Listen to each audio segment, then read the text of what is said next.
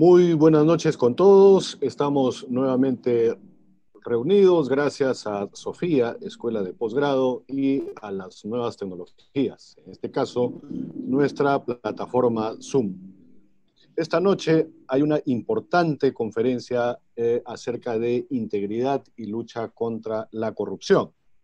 Y quien nos expone este maravilloso tema es Eugenia Mariño Cabello, de quien voy a dar lectura de una síntesis de su extensa hoja de vida. Eugenia Mariño Cabello es abogada egresada de la Universidad de San Martín de Porres, cursó la maestría en estudios de desarrollo socioeconómico y realizó investigación en la Victoria University of Wellington de Nueva Zelanda. Cuenta con una segunda titulación en Derecho y Gestión de las Telecomunicaciones por la Universidad Andina Simón Bolívar de Ecuador y la Universidad Externado de Colombia. Obtuvo también el postítulo en Derecho Público por la Pontificia Universidad Católica del Perú. Ha cursado cursos, ha llevado diplomados y especializaciones en Derecho Administrativo y Políticas Públicas en la Pontificia Universidad Católica del Perú, la UPC y la Universidad Nacional Mayor de San Marcos, así como cursos de especialización en telecomunicaciones por la FCC y la USTTI de Estados Unidos, y el curso de especialización en anticorrupción en la Escuela Nacional de Administración Pública, entre otros. Cuenta con 15 años de experiencia en el sector público, ha sido asesora legal en el Ministerio de Transportes y Comunicaciones, asesora legal en la Gerencia de Asesoría Jurídica de SUNAS, coordinadora general de Servicios Públicos de Comunicaciones en el Ministerio de Transportes y Comunicaciones, directora general de concesiones en comunicaciones en el mismo ministerio y directora de la Oficina de Integridad Institucional y Anticorrupción del Ministerio de Energía y Minas. Igualmente, se ha desempeñado como secretaria técnica de la Comisión de Integridad y Lucha contra la Corrupción del Ministerio de Energía y Minas, oficial de cumplimiento del Sistema de Gestión Antisoborno del MINEM, presidenta del Comité de Promoción de la Inversión Privada del Sector Comunicaciones. En su trayectoria profesional se ha desarrollado como miembro del equipo y profesora en la Escuela de Negocios de la Pontificia Universidad Católica del Perú, y actualmente es abogada contratada por la Secretaría General del Ministerio de Salud. Señoras y señores, con ustedes Eugenia Mariño Cabello. Adelante, Eugenia. Muchas gracias, Willy, por la presentación. Bueno, muy contenta de estar esta noche con todos ustedes para tratar ese tema tan importante. Permítame compartir la pantalla para presentarles un PowerPoint.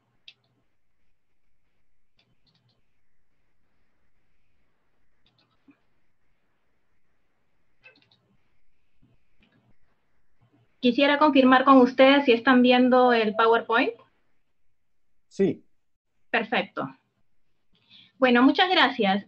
Bueno, este tema es tan importante para nosotros los peruanos, para mejorar la situación de nuestro país.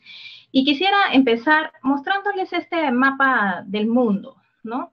En la parte inferior derecha vemos dos islas en color rojo que están rodeadas por una infinidad de islas, más o menos 50 islas pequeñitas que no se llegan a visualizar en ningún mapa mundi. Y estas dos islas y estas islas que les comento pertenecen conforman el país de Nueva Zelanda, ¿no? Nosotros los peruanos conocemos este país más por un tema futbolístico. Yo tuve la oportunidad, como mencionaste en la introducción, de vivir en este país alrededor de 3 años. Y bueno, tengo una serie de anécdotas que podría compartir, ¿no?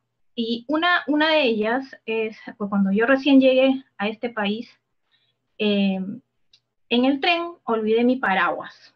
Fui a mi casa, lo di por perdido, pero me dijeron que de ninguna manera lo diera por perdido, porque si iba al día siguiente a la estación de tren, a la oficina de objetos perdidos, definitivamente me lo iban a entregar. Bastante incrédula, fui al día siguiente, y bueno, había muchos paraguas parecidísimos, no podía reconocer el mío.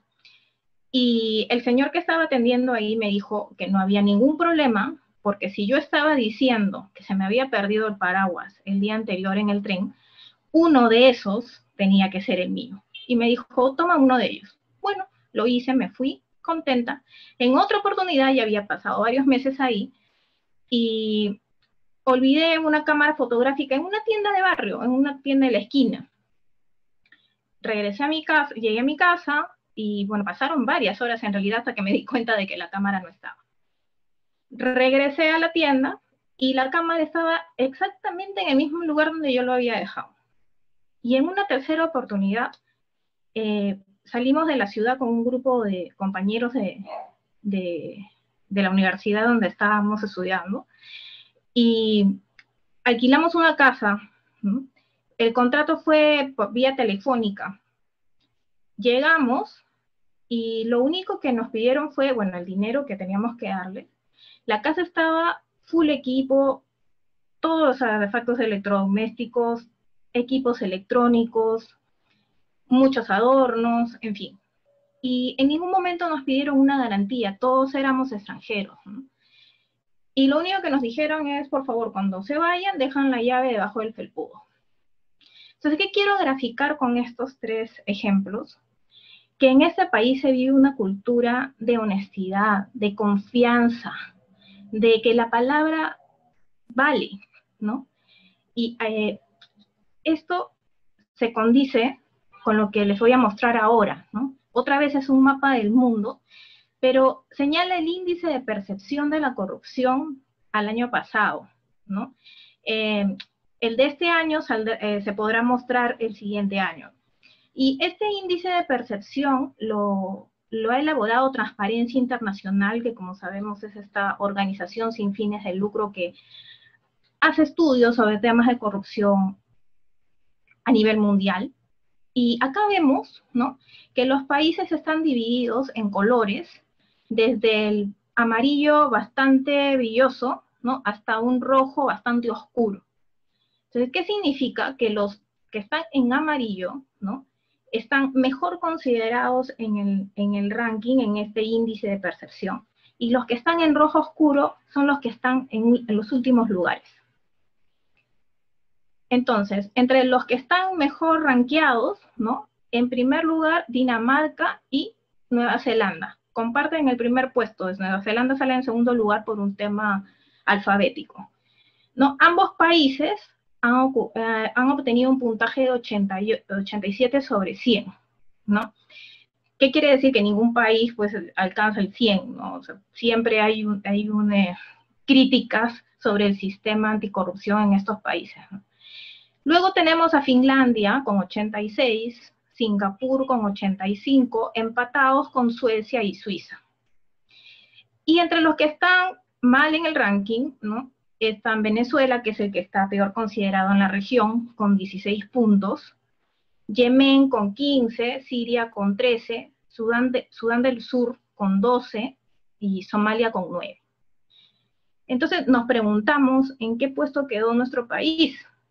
Bueno, el Perú obtuvo un puntaje de 36 y estamos en el nada deseable puesto 101 de 180. Regresando a este ranking, a estos primeros puestos, notamos que la mayoría de ellos son los países que nosotros conocemos, por decirlo de alguna manera, occidentales, a excepción de Singapur, ¿no? Bueno, Singapur es un caso bastante especial, ¿no? El profesor Jorge Yamamoto, que es un doctor en psicología social de la Pontificia Universidad Católica del Perú, que seguramente algunos de ustedes ya lo han visto en algunos medios de comunicación. Él, bueno, se dedica a hacer bastantes estudios respecto a la idiosincrasia de los peruanos, cómo nos comparamos con otros países y tal.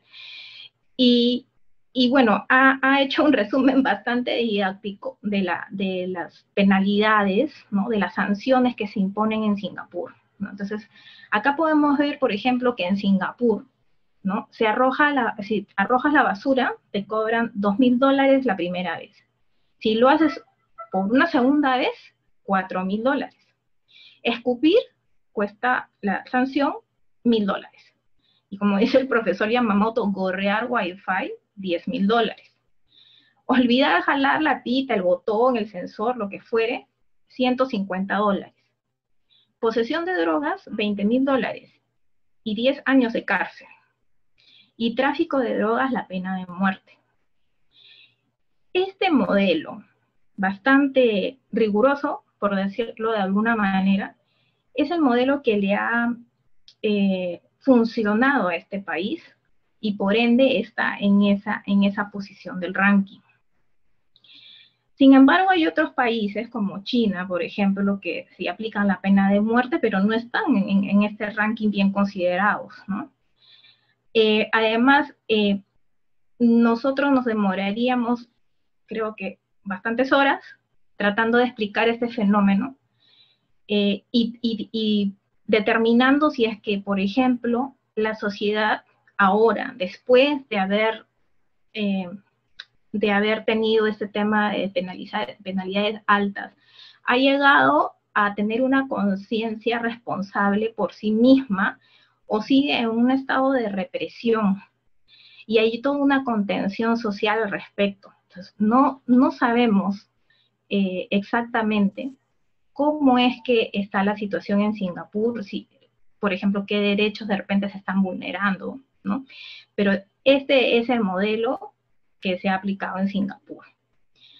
Ahora, todas las sociedades necesitan control, ¿no? Porque en nuestro país, por ejemplo, ¿no? Si bien no tenemos pues la pena de muerte y no tenemos unas sanciones tan altas, sí también se han aplicado algunas medidas que, bueno, luego voy a pasar a explicar, ¿no? Sin embargo, ¿no? Lo ideal es que nosotros como sociedad cambiemos, ¿no? Este tema de corrupción es multidisciplinario, no es solamente imponer normas, leyes, sanciones. Acá entra la psicología, la neurociencia, ¿no? Es en verdad un trabajo que tenemos que hacer todos, no solamente un sector, sino toda la población en general. Entonces, ¿qué es la corrupción? ¿No? Es el abuso del poder encomendado para obtener beneficios privados, dice Transparencia Internacional, ¿no? Si este concepto pues abarca sector público, sector privado, asociaciones, ONGs, todos los sectores. Si queremos acotarlo al sector público, bueno, sería el abuso del poder público encomendado a funcionarios públicos para obtener servicios privados.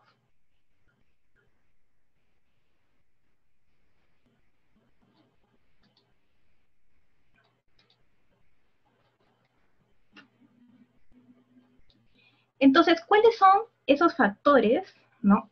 Intuitivamente nosotros ya sabemos qué es lo que puede incentivar la corrupción, pero el profesor Klitgaard tiene una forma bastante sencilla de explicarlo a través de esta fórmula, ¿no? C igual M más D menos T, donde C es la mayor corrupción, ¿no? Se da cuando hay una situación de monopolio más amplia discrecionalidad y poca transparencia. Entonces, esto de tema de monopolio no es que estemos hablando de un sector monopolístico, de empresas monopólicas y tal, no. Monopolio, este tema de monopolio se refiere a un bien o servicio que solamente un agente de la sociedad puede brindar, ¿no? En el tema de discrecionalidad, por ejemplo, de repente la norma no es muy clara y se deja al buen saber y entender del funcionario público, por ejemplo, aplicarla. Y bueno, cuanto menor transparencia haya, más corrupción va a haber, ¿no? Por ejemplo, si yo tengo un local comercial, tengo que ir a la municipalidad del lugar donde está este local, ¿no? Y la única persona que me va a poder dar la licencia es el funcionario de aquella municipalidad. Por eso esa persona, ese funcionario, tiene esta posición de monopolio. Esto, si se une a que de repente no están muy claros los requisitos, ¿no?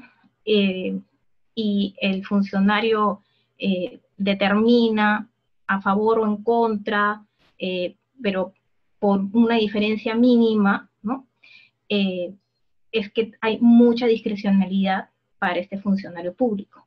Y si de repente este trámite no está bien explicado en la página web, o de repente cambiaron la norma y no la actualizaron en la web o en el portal, esto también ayuda a que haya más, se pueda dar más corrupción.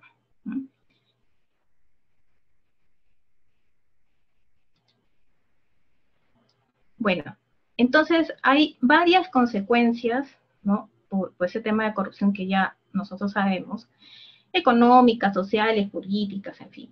En el tema de las consecuencias económicas, ya la Contraloría ha señalado que son 17.000 millones al año, por lo menos, los que el Perú pierde por temas de corrupción, que esto equivale más o menos al 10% del presupuesto público nacional, ¿no?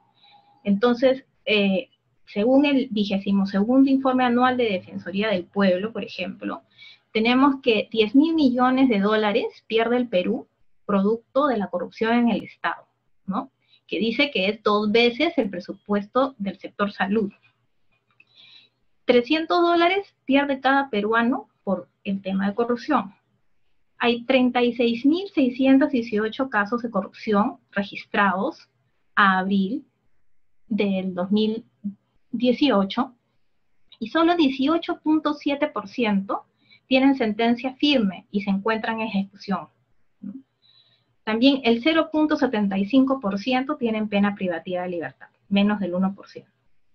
Entonces, por eso es que más de la mitad de los peruanos, ¿no? 57%, considera la corrupción como el principal problema del país.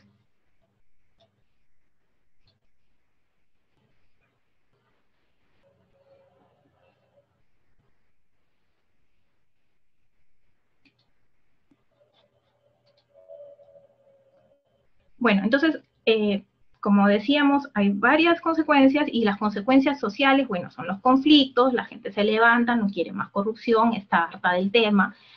Se afecta la prestación de servicios públicos, claro, porque con la plata que los corruptos se llevan, se afecta la prestación de la salud, a la educación, los servicios que la población necesita, y por ende se vulneran los derechos de los ciudadanos.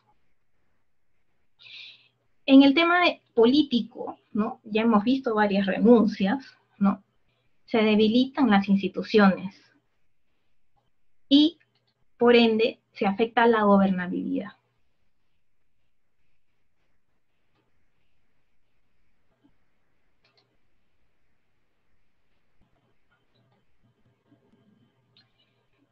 El tema de corrupción en realidad es bastante similar al de una pandemia, ¿no? Es una pandemia que tenemos desde hace siglos, ¿no? Desde la época de la colonia sabemos por la historia que se han dado casos de corrupción y en gran escala. Pero esta pandemia está se inserta en la pandemia que estamos pasando en estos momentos, ¿no? Entonces, como todos estamos preocupados por no contagiarnos, como estamos preocupados para prevenir, ¿no? Para prevenir de contagiarnos y tal, o de repente porque tenemos algún pariente, en fin, no, los ojos no están en el tema de corrupción al 100%, sino más bien en gestionar el sistema de salud para poder atender a la población, ¿no? Y ya, bueno, a nivel internacional, ¿no? Se ha dicho de que la corrupción va a aumentar por lo menos en un 15% de lo que normalmente aumentaba. Acá tenemos, por ejemplo, un cuadro, dice, total de casos abordados por las Fiscalías Anticorrupción del 17 de marzo al 12 de abril de este año. Y acá vemos, por ejemplo, uso indebido de vehículos del Estado, son 19, ¿no? Policía que pide coima para favorecer a intervenido, 10, eso es por los toques de queda, ¿no?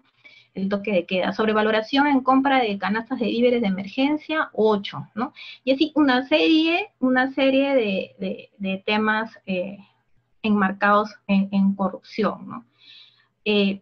También hay un tema acá que sí quisiera mencionarlo porque no está muy estudiado en el país, ¿no? Que es los funcionarios que piden favores sexuales a cambio de algún acto de corrupción, ¿no? Entonces, ya entramos a otra esfera, ¿no? En el tema de corrupción que sí es necesario también estudiarlo y en forma multidisciplinaria, ¿no?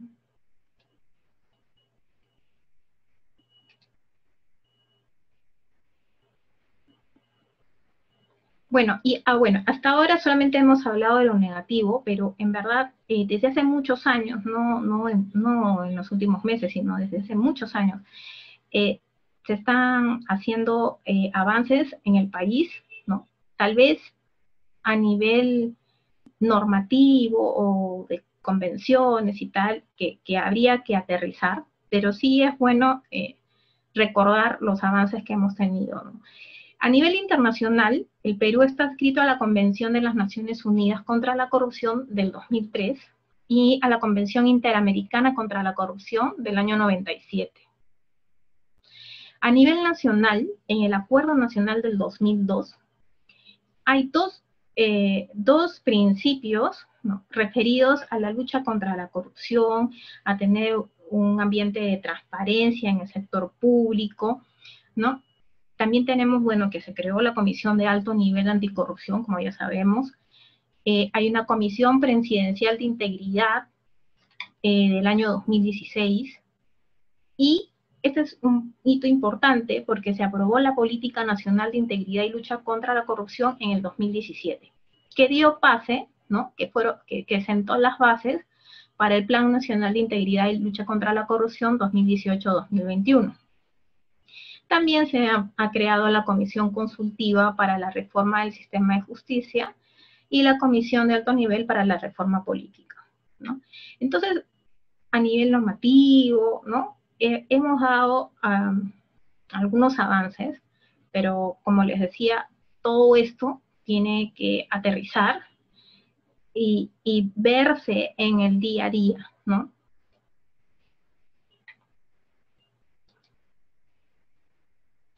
Voy a referirme solamente al Plan Nacional de Integridad y Lucha contra la Corrupción, ¿no?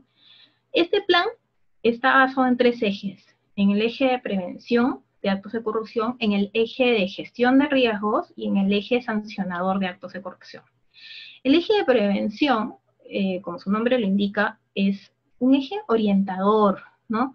Un eje que va a contener acciones que vayan dirigidas a educar a los funcionarios, a orientarlos en sus decisiones, a explicarles qué conductas pueden ser correctas, incorrectas, adecuadas, inadecuadas.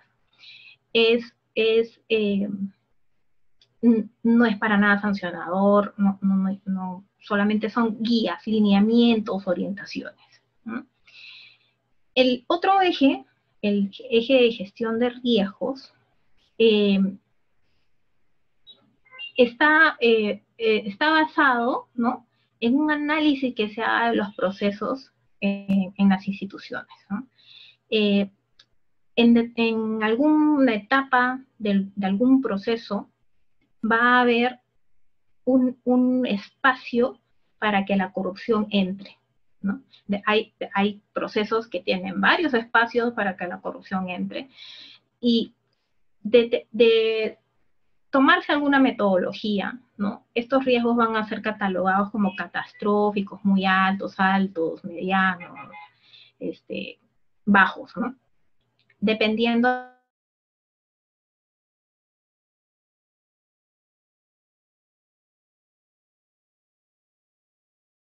de control rigurosa, para ya no tener trófico, sino con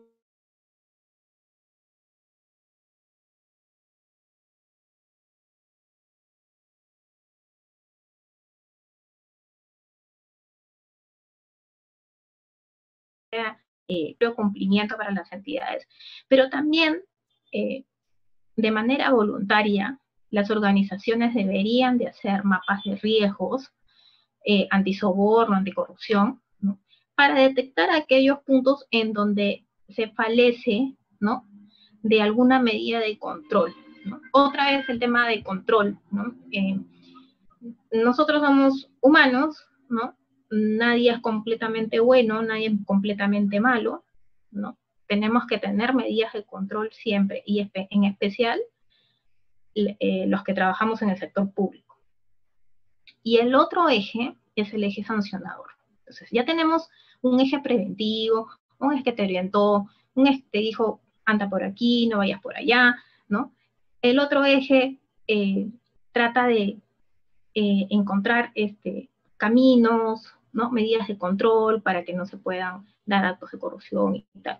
Pero si ya nada de esto funciona e igual se dan los actos de corrupción, obviamente tiene que haber un eje sancionador, ¿no?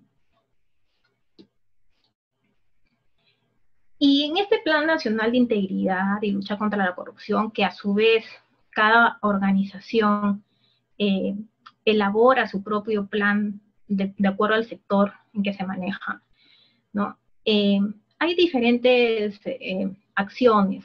De verdad que es bastante largo, ¿no? Pero este plan incluye varios documentos que se están utilizando actualmente en el sector público, y algunas de ellas también tienen su propia normativa específica, ¿no? Por ejemplo, este tema de la declaración jurada de intereses. Ya teníamos la declaración jurada de ingresos, bienes y rentas, que se tiene que presentar ante Contraloría.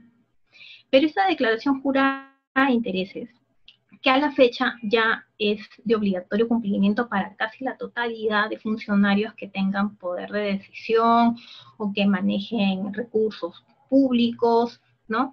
Y de diferentes poderes del Estado, ahora se ha ampliado, ¿no? En esta declaración se va a visualizar y va a mostrarle a la ciudadanía en qué trabajos ha participado esta persona, este funcionario, en los últimos 5 años, ¿no? Si tiene alguna acción en alguna empresa, si algún pariente, los empleos de los parientes también figuran en esta declaración jurada de intereses. Entonces los funcionarios entran a esta plataforma a través de su DNI electrónico, entran a esta plataforma y llenan este formulario, ¿no? La idea de que sea en línea, ¿no?, que esté en una plataforma, es porque luego se va a crear todo un sistema para cruzar la información, ¿no? Se diferencia de la declaración jurada de ingresos, bienes y rentas porque, bueno, primero que la declaración jurada de ingresos, bienes y rentas se publica un resumen, ¿no?, de la información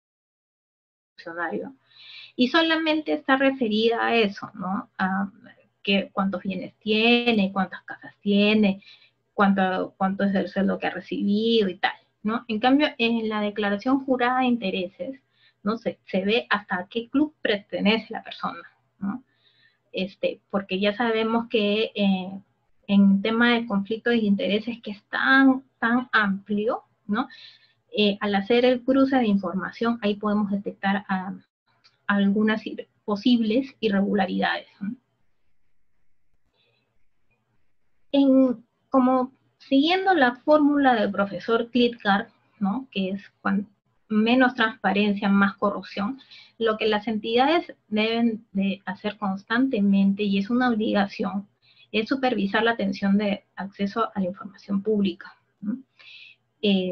Los ciudadanos tienen que recibir la información en manera oportuna, ¿no?, y clara, ¿no?, salvo las excepciones de ley, ¿no?, por seguridad nacional o del secreto industrial, etc. Y también está la otra forma de transparencia, ¿no? Que es a través del portal institucional de la entidad, ¿no? En algunas organizaciones ya tienen a todos, por ejemplo, todos los currículums de todos los funcionarios hasta el tercer nivel, ¿no? Y la entidad tiene que mostrar una información precisa y clara y amigable, ¿no? De repente cumplieron con publicar las normas, perfecto, pero la norma es engorrosa. Deberían de tener una guía que explique esa norma, ¿no? Manuales, ¿no? Bueno, las publicaciones, las declaraciones juradas, ingresos, bienes y rentas que les comenté, y ese tema de la difusión del código de ética de la función pública es importante, ¿no? Este código de ética, si bien no es lo más amigable posible, ¿no? Sí, bueno, establece valores, ¿no? Derechos, obligaciones, prohibiciones para los funcionarios públicos que deben ser difundidos, ¿no? En realidad, cada institución, ¿no? Porque este código es para todos los funcionarios públicos, cada institución tiene una filosofía, una idiosincrasia diferente, ¿no? Una realidad diferente.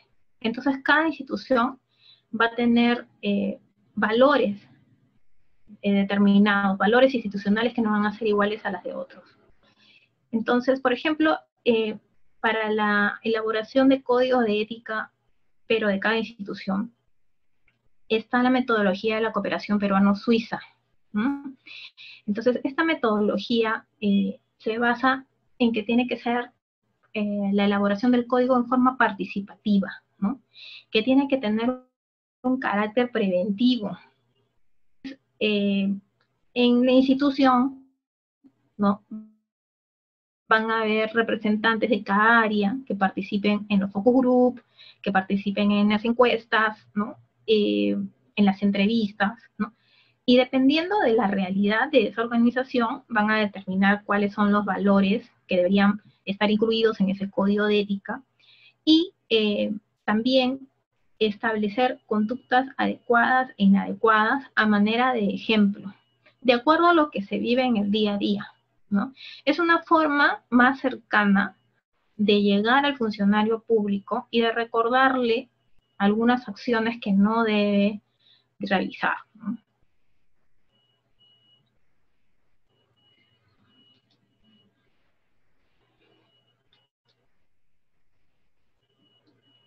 Y este tema, que aparentemente es un tema bastante intrascendente para algunos, sí le ha costado el puesto a varias personas, ¿no? Entonces, ese tema de las agendas institucionales, en algunas organizaciones llega hasta el tercer nivel de los funcionarios, ¿no? Entonces, todos los funcionarios tienen que tener al día esta plataforma, ¿no? Donde se va a visualizar con quién han tenido la reunión, de qué se ha tratado la reunión, quiénes han participado en la reunión, ¿no? Entonces, esto sirve mucho para el tema de, otra vez, de conflicto de intereses y por ahí algún tema que pueda limitar con algún tema de corrupción, ¿no? Y esto, bueno, en concordancia con el sistema de visitas, ¿no? El sistema de visitas tiene que estar, todas las personas que entran a la institución tienen que estar registradas. También el Estado cuenta con la plataforma de interoperabilidad, ¿no?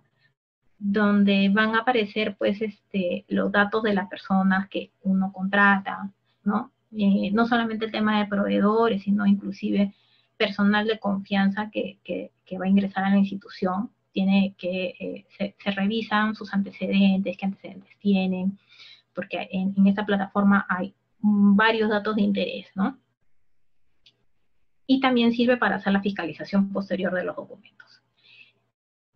También se deberían realizar matrices y mapas de riesgos, que era lo que les comentaba del eje número 2 del plan de integridad, ¿no? Aparentemente un trabajo bastante engorroso, pero en síntesis lo que quiere decir esta matriz es que por cada proceso van a haber medidas de control, ¿no? ¿no? Son riesgos identificados respecto a documentos de gestión en las entidades, ¿no? Y este es el mapa, ¿no? Lo que les comentaba, si hay un riesgo alto, el riesgo inherente, ¿no? Con una medida de control, se consigue un riesgo residual y de un extremo puede pasar a un alto, moderado, un bajo, dependiendo de cuántas medidas se pongan a ese proceso.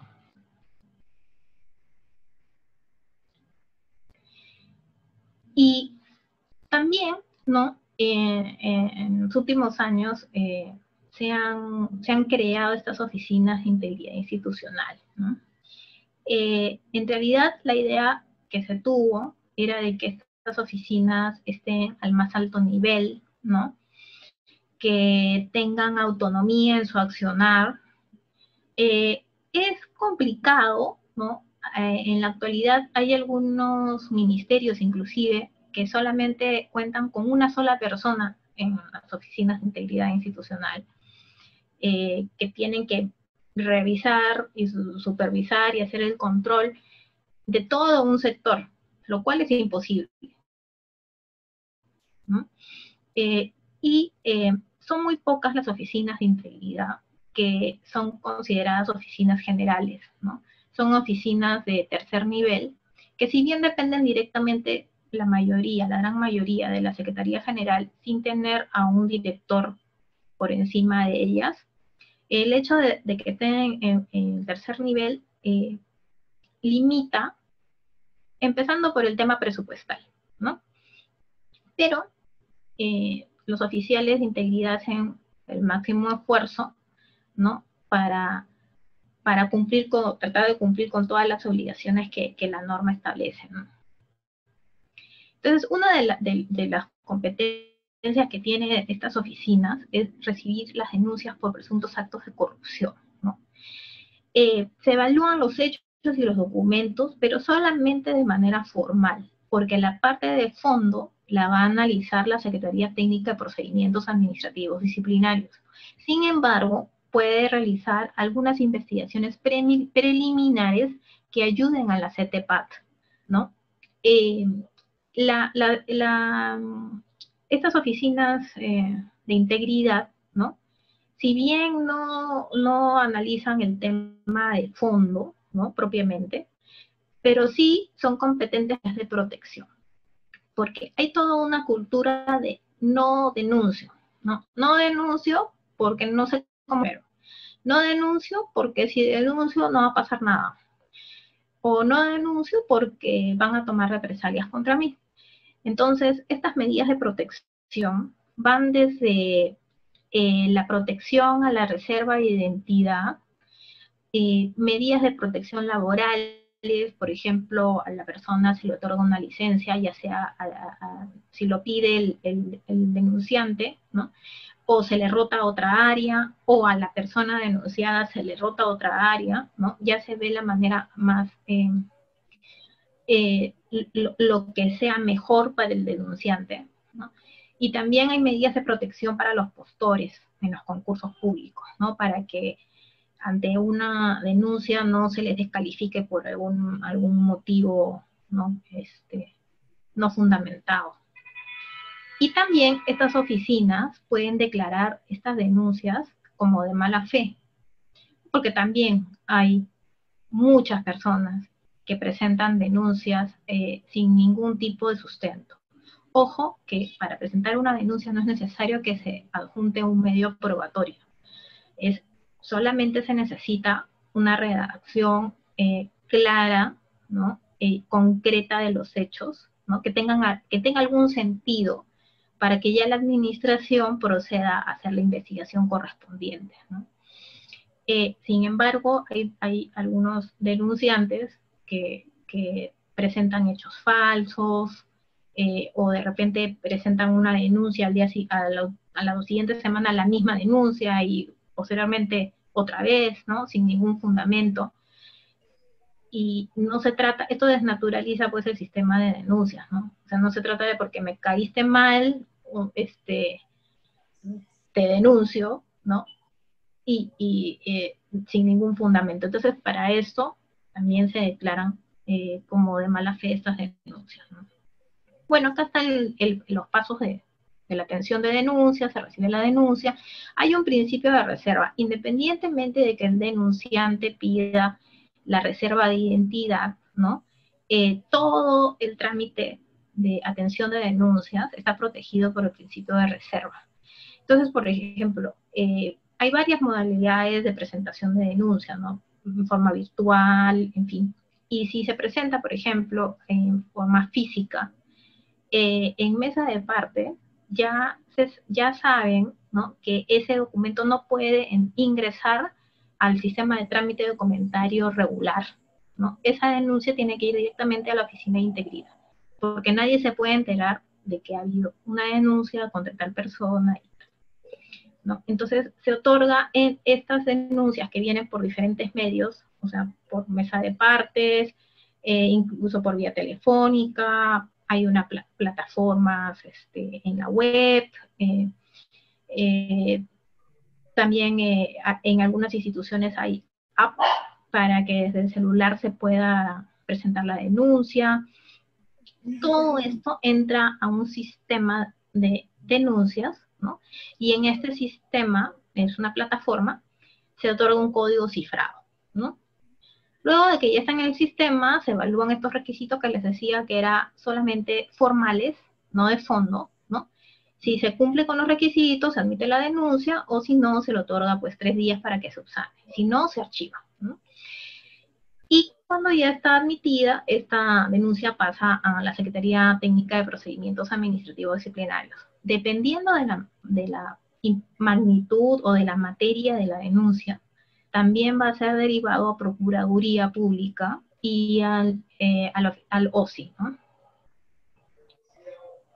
Acá, bueno, ya lo habíamos comentado, también tenemos el Código de Ética y Conducta, la metodología de la cooperación suiza, ¿no?, que es un proceso transparente y participativo, de prevención, establecer la integridad, de conductas adecuadas e inadecuadas.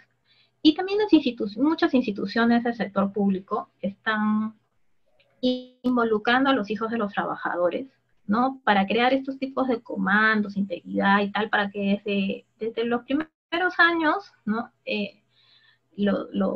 los niños sepan algo de los valores que se deben de cumplir, no solamente en casa, sino en los centros laborales, un poco para que vayan en línea con lo que se les dice a los padres, ¿no? Y otro tema, ya finalmente, que quería tocar, era el sistema de gestión antisoborno, ¿no? Este sistema de gestión antisoborno se basa en una política antisoborno, ¿no? También puede ser un sistema de gestión anticorrupción en aquellas instituciones donde ya han pasado el antisoborno, o de repente quieren ir de frente a un tema de sistema anticorrupción para incluir no solamente al soborno, sino a otras figuras. Esta política antisoborno, ¿no?, lo que establece es afianzar una cultura organizacional basada en conductas éticas, promueve estos comportamientos éticos, se implementan acciones, medidas y controles, y también se establece quién va a ser el oficial de cumplimiento, que por lo general es el oficial de integridad o el director de la oficina de integridad, ¿no? Entonces, es en realidad una hoja donde se establece que los trabajadores van a cumplir con tal, que estamos involucrados en la lucha contra la corrupción y tal. Pero más allá de que es una hoja, ¿no?, con todas estas buenas intenciones, el tema es de que se va a hacer una gestión de procesos, como les mencionaba antes cuando vimos lo de la matriz y el mapa, ¿no?, para detectar algunos problemas en algunos procesos, ¿no? Entonces, cuando se elaboran estos sistemas de gestión, ¿no?, es un proceso bastante laborioso, pero bastante reconfortante, porque no solamente entra el tema de corrupción, ¿no?, sino que también es una oportunidad para que las instituciones mejoren la gestión en sí, ¿no? la misión que tienen, ¿no?, de brindar a la ciudadanía determinados servicios. Porque se revisan las normas, porque de repente algún procedimiento está obsoleto, deberían eliminarse o subsumirse en otro, los requisitos de repente ya no tienen sentido por simplificación administrativa, deberían de eliminarse. Entonces, no solamente cuando se van a hacer estos trabajos que, claro, van a incidir en el tema de lucha contra la corrupción, no solamente se beneficia por ese tema, sino en general para mejorar la gestión propia de la entidad, que es lo que en realidad debería de darse normalmente, ¿no? Y bueno, en este sistema de gestión antisoborno o anticorrupción, ¿no?, puede ser certificado con, por ejemplo, el antisoborno con el ISO 37001, ¿no? Que bueno, evidentemente es para evitar sobornos, asegurar el compromiso de proveedores, contratistas y subcontratistas, ya que ellos van a tener que adecuarse a las políticas de la entidad y obviamente ni pretender ofrecer algún tipo de beneficio individual a alguno de los trabajadores, ¿no? Confianza en las partes, ¿no? Es una herramienta, no es la solución a todo el problema antisoborno y tal. Pero sí es una herramienta, es un estándar internacional, ¿no? Y bueno, aparte de eso, se genera un mejor clima en la institución, ¿no? Todos se dirigen a un solo objetivo, que es tratar de mejorar los procesos en cada organización, ¿no? Y bueno, ya por el tiempo, esto sería todo. Muchas gracias y quedo atenta a sus preguntas. Muchísimas gracias, Eugenia. Si hubiera alguna consulta, alguna pregunta del auditorio, hacerlo por favor de la forma debida. En la parte inferior derecha hay la opción de levantar la mano. Levanten la mano y se les concede el uso de la palabra. Bueno, mientras se animan, yo haré un par de interrogantes, Eugenia. Sí, perfecto. Aparte de el ISO 37000, ¿hay algún otro estándar, alguna otra norma? Sí. Eso por un lado. Y por otro lado, en el seguimiento del cumplimiento de los códigos de ética de las instituciones, ¿estos realmente se cumplen? Bueno. ¿O hay que establecer alguna medida coercitiva o coactiva para ello? A ver, gracias. Bueno, respecto a la primera pregunta, de que si aparte del ISO 37001 hay otro ISO referido al tema de corrupción. No necesariamente ISO, sino alguna otra norma internacional o algún otro estándar, ¿no? Sí. Hay un estándar de compliance, pero que justamente lo están lo modificaron, o sea, ahorita no tiene ninguna organización tendría sentido en obtenerla, ya que la van a modificar y le van a cambiar la numeración y tal. Pero cuando se aprueban este tipo de estándares, tienen que pasar por una serie de pasos, certificaciones y tal, y de ahí cada país debe de adoptarlos, o en su defecto, contratar a una empresa que sea certificada internacionalmente para poder brindarle al país o a la organización de un determinado país el ISO, ¿no? Entonces, ahorita todavía no está lista esa certificación. Lo que tenía la información de que a fines de este año, bueno, la información me la dieron a principios de este año, que este año iba a estar a fines, pero con el tema de la pandemia yo creo que como en todo sitio se va a dilatar, ¿no? Con respecto al tema de los códigos de ética, ¿no? El código de ética de la función pública, ¿no?, que está aprobada por ley y tal, sí. Cuando hay algún funcionario que incumple este código, ¿no?, sí se le puede abrir un proceso administrativo sancionador, ¿no? Un disciplinario. El PAT. Con el CTPAT, ¿no? En verdad es bastante difícil acreditar este tipo de conductas irregulares. Los CTPAT tienen ahí bastantes inconvenientes, pero por lo menos hay una forma de intentar hacer la investigación y sancionar, ¿no? Porque inclusive los reglamentos internos de trabajo de las instituciones también señalan el incumplir alguna norma referida a la institución y tal. Y por ese lado se puede abrir el proceso. Ahora, los otros códigos que yo les mencionaba, que eran más de tipo preventivo, ¿no? No van a terminar en un sancionador, ¿no? Pero esos códigos, la importancia de estos códigos es crear la cultura, ¿no?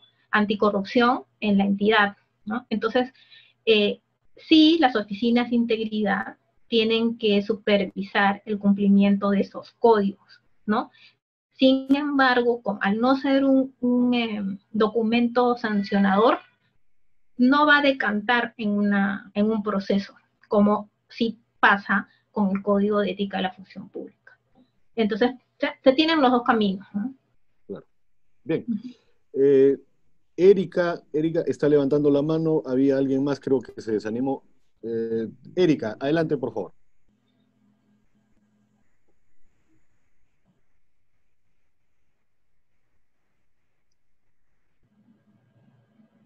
Erika.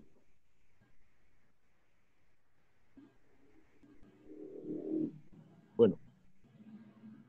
Ramón Pinto Díaz, adelante. Buenas noches, doctora. Todo lo que ha comentado, soy un empleado público. Todos los años firmo el código de ética y tenemos N procedimientos de control de calidad y todo lo demás. Sin embargo, eso es de la mitad para abajo, como dijo, de tercer nivel hacia abajo. Pero para arriba no se ve nada. Y vemos que la Contraloría acusa a N personas por el tema de corrupción y todo lo demás. Pero al final solamente queda, como usted acaba de comentar, en letra, porque el Estado pierde millones de millones por el tema de corrupción, pero al final nunca se encuentran responsables. Bien. Eugenia. Sí. ¿Algún comentario? Bueno, yo entiendo y comparto la angustia del señor Pinto, ¿no? Creo que todos los que trabajamos en el sector público tenemos esa vocación de servicio, porque si no, hace rato estuviéramos en el sector privado, ¿no? Y queremos hacerlo mejor en beneficio del país, ¿no? Y de verdad que desanima cuando vemos pues que hay actos de corrupción que no son sancionados, ¿no? Entonces, lo que se ha tratado de explicar ahora, ¿no? Es de que si bien falta muchísimo por hacer, ya se ha avanzado por lo menos en la parte normativa, ¿no? Y que ahora toca reforzar los sistemas anticorrupción, como por ejemplo, uno de los tantos puntos que hay que reforzar es el tema de las oficinas de integridad, ¿no? Porque va a haber una correcta aplicación de la norma cuando hayan oficiales de integridad que tengan todo el respaldo y sean fortalecidos en todos los aspectos, desde el presupuesto, ¿no? Y es también bastante difícil para un oficial de integridad actuar en una organización cuando al fin de cuentas la persona que lo ha puesto, ¿no? es la autoridad que está por encima de ellos.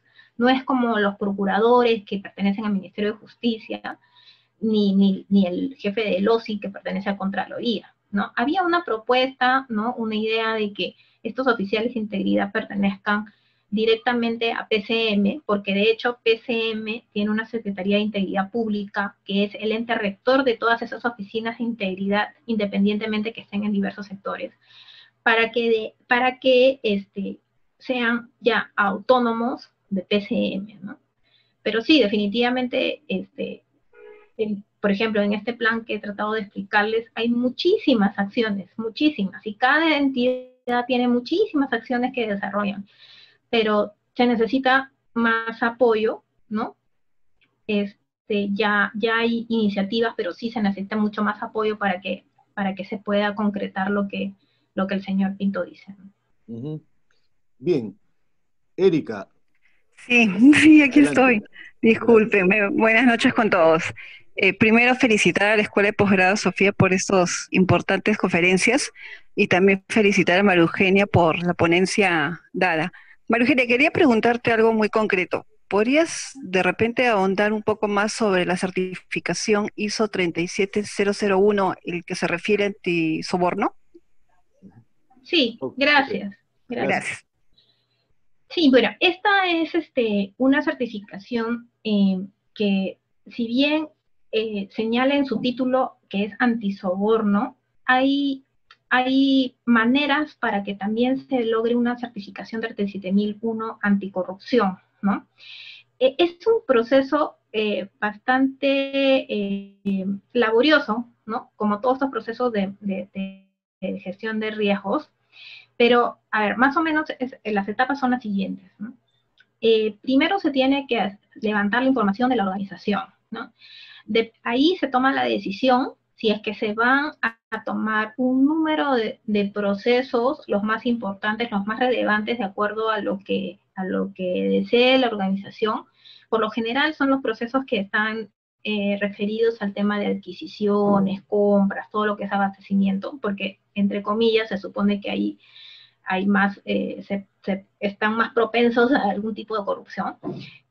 O la otra forma es hacer un mapeo de todos los procesos de la institución y trabajarlo de forma integral, ¿no? Si, por ejemplo, la institución tiene 120 procesos, los 120 de repente no están en esta esfera de que puede haber un acto de corrupción, de repente solamente son 80 o 85.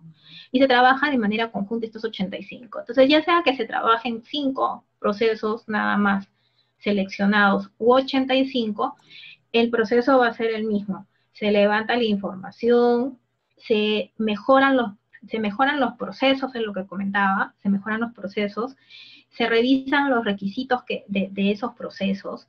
Si la organización tiene un mapa de procesos o un manual de procedimientos, ayuda muchísimo. Si no, se puede hacer en forma paralela las dos cosas, ¿no? Luego de ello, se levantan, bueno, las observaciones y viene una auditoría interna, ¿no? Se pasa esa auditoría interna, se levantan otra vez las observaciones y pasamos a una auditoría externa. Todo esto suena muy fácil, pero en realidad es bastante laborioso, porque además de las labores que ya tienen que hacer los trabajadores en su día a día, ¿no? Tienen que darse un tiempo y bastante, ¿no? Para poder revisar estos procesos, ¿no? Y bueno, luego de la auditoría externa ya se puede aprobar un sistema de gestión, y en este caso con el ISO 37001. El tema que aparentemente es difícil, ¿no? Que es obtener la certificación, porque van los auditores, ¿no? Y le hacen preguntas hasta el practicante. Hasta el practicante le preguntan cuál es tu sistema de denuncias, qué dice tu política antisoborno. Es un proceso complicado, pero que vale la pena, ¿no? Y entre comillas, el obtener el certificado es lo más complicado. Sin embargo, mantener este sistema es más complicado aún, porque ya pasó la etapa de la certificación, pero sostener eso en el tiempo es difícil, y sobre todo cuando hay tantos cambios de autoridades, ¿no? Entonces, al año de haber obtenido la certificación, se hace una nueva evaluación, van a los auditores, ¿no? Nuevamente a revisar, ¿no? Y determinan si es que hay alguna observación o no. Pero no, en ese momento no es la evaluación de que si te quito la certificación o no, porque eso se hace a los 3 años, ¿no? Cada 3 años, ahí sí se revisa de forma bastante, bastante detalle para ver si la organización cumple con lo establecido en el ISO y se continúa con la certificación o se le quita la certificación. Gracias, María Eugenia. No, gracias. Hay una pregunta de Antonio Tinajeros. Aló, ¿me escucha? Antonio, adelante, por favor. ¿Me escucha? Aló. Un poco más alto, un poco más alto. Oh. Un poco más alto. Y sobre el tema, por favor, ¿ya? ¿Ahora me escucha? Sí. Ya, doctor, no tanto una pregunta, solamente una petición. Le rogaré, por favor, a la expositora, es muy probable de que su escuela pueda organizar un diplomado respecto al tema que ha tocado la doctora, muy importante. Le ruego a la expositora de que haga un buen esquema de este posible diplomado, que sería muy importante porque estamos en esta etapa. Gracias, doctor, por su atención. Buenas noches. Bueno, bien. sí. Sí, bueno, lo que hemos entendido es que hay el interés por algún curso o diplomado acerca de este importante tema. Entonces, aprovechamos la cámara y la plataforma, porque va a quedar registrado esto, para comprometer a nuestra expositora a un posterior curso y posterior diplomado acerca de este tan importante tema que es la integridad y la lucha contra la corrupción. Así que ya estás fichada, Eugenia. No, con todo gusto, con todo gusto. Bien, hay una última intervención por chat de Miguel Aurelio Vaca, que nos dice, explíquenos sobre la labor realizada por la Fiscalía Anticorrupción. Bueno, hay una justicia especializada anticorrupción que inclusive tiene jurisdicción nacional, hasta donde sé. Bueno, ¿esto está realmente funcionando? Sí, bueno, el tema de las fiscalías anticorrupción, ¿no? O sea, ya están, ellos ya ven las denuncias penales y tal, ¿no? Lo que nosotros hemos presentado ahora es como que la primera parte, ¿no? La parte administrativa de todo este proceso anticorrupción. Definitivamente sí debería, y acá sí lamentablemente voy a tener que ser bastante honesta, ¿no? Debería haber coordinación entre tanto las fiscalías anticorrupción, las procuradurías, los oficiales de integridad, PCM. Lamentablemente no tenemos esa coordinación, ¿no? Nosotros somos como que las oficinas que hacen prevención y tal, y no se le da la verdadera dimensión, porque aquí es donde empieza todo el problema, ¿no? No deberíamos esperar a que llegue hasta la fiscalía. Entonces, no hay una real coordinación con estas fiscalías. Las fiscalías no saben lo que las oficiales están haciendo, no saben las normas que están promoviendo PCM. Hay ahí un divorcio, ¿no? Entonces, mal yo haría en decirle cómo están las fiscalías anticorrupción, claro, porque en verdad solamente en la esfera de lo administrativo es que estas oficinas actúan. Sin embargo, obviamente, porque estamos en el mismo sector y con la misma misión, ¿no? de la lucha anticorrupción, lo que sí hay son informes que se reciben, ¿no? De las fiscalías para hacerle seguimiento a algunos temas propios de cada sector, ¿no? Entonces, si solamente nos referimos a eso, bueno, sí, las fiscalías anticorrupción están haciendo un trabajo en la medida de sus posibilidades bueno, ¿no? Con respecto a casos emblemáticos, ¿no?